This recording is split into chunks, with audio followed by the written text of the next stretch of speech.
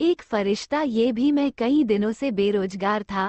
एक एक रुपए की कीमत जैसे करोड़ों लग रही थी। इस उठापटक में था कि कहीं नौकरी लग जाए।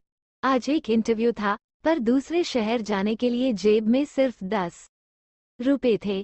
मुझे कम से कम 200 रुपयों की जरूरत थी। अपने इकलौते इंटरव्यू वाले कपड़े रात में धो, पड़ोसी की प्रेस मान के तैयार कर पहन, अपने योग्यताओं की मोटी फाइल बगल में दबाकर 2 बिस्कुट खाके निकला। लिफ्ट ले, पैदल जैसे तैसे चिलचिलाती धूप में तरबतर, बस इस उम्मीद में स्टैंड पर पहुंचा कि शायद कोई पहचान वाला मिल जाए, जिससे सहायता लेकर इंटरव्यू के स्थान तक पहुंच सकूं। काफी देर खड़े रहने के बाद भी कोई नहीं दिखा। मन में घबराहट और मायूसी थी।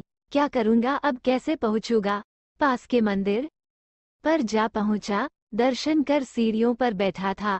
मेरे पास में ही एक फकीर बैठा था। उसके कटोरे में मेरी जेब और बैंक अकाउंट से भी ज्यादा पैसे पड़े थे। मेरी नजरें और हालात समझ के बोला, कुछ मदद चाहिए क्या? मैं बनावटी मुस्कुराहट के साथ बोला, आप क्या मदद करोगे? चाहो तो मेरे पूरे पैसे रख लो। वो मुस्कुराता बोला। मैं चौंक गया। उसे कैसे पता मेरी जरूरत? मैंने कहा, क्यों, शायद आपको जरूरत है। वो गंभीरता से बोला, हाँ है तो, पर तुम्हारा क्या? तुम तो दिन भर मांग के कमाते हो। मैंने उसका पक्ष रखते हुए कहा। वो हंसता हुआ बोला, मैं नहीं मांगता साहब, लोग डाल जाते हैं मेरे कटोरे में पुण्य कमाने के लिए। मैं तो फकीर हूँ, मुझे इनका कोई मोह नहीं। मुझे सिर्फ भूख लगती है, वो भी एक टाइम, और कुछ दवाइयाँ, बस। मैं तो खुद ये सारे पैसे मंदिर की पेटी में डाल देता हूँ। वो सहज था कहते कहते। मैंने हैरानी से पूछा, फिर यहाँ बैठते क्यों हो? जरूरतमंदों की मदद करने, कहते हुए वो मंद मंद मुस्कुरा रहा था। मैं उसका मुंह देखता रह गया। उसने 200 रुपये मेरे हाथ पर रख दिए और बोला, जब हो तब लौटा देना। मैं उसका शुक्रिया जताता हुआ वहां से अपने गंतव्य तक पहुंचा। मेरा इंटरव्यू हुआ और सिलेक्शन भी।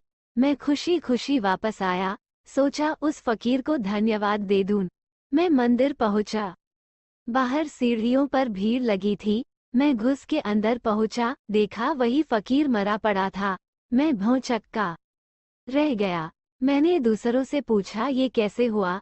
पता चला वो किसी बीमारी से परेशान था, सिर्फ दवाइयों पर जिंदा था। आज उसके पास दवाइयाँ नहीं थी और न उन्हें खरीदने के पैसे। मैं अवाक सा उस फकीर को देख रहा था। अपनी दवाइयों के पैसे वो मुझे दे गया था। जिन पैसों पे उसकी जिंदगी का दारोमदार था, उन पैसों से मेरी जिंदगी बना दी थी। भीड़ में से कोई बोला, अच्छा हुआ मर गया। ये भिखारी भी साले बोझ होते हैं, कोई काम के नहीं। मेरी आंखें दबदबा आई। वो भिखारी कहाँ था? वो तो मेरे लिए भगवान ही था, नेकी का फरिश्ता, मेरा भगवान। मित्रों, हम में से कोई नहीं जानता कि भगवान कौन है और कहाँ है। किसने देखा है भगवान को? बस इसी तरह मिल जाते हैं।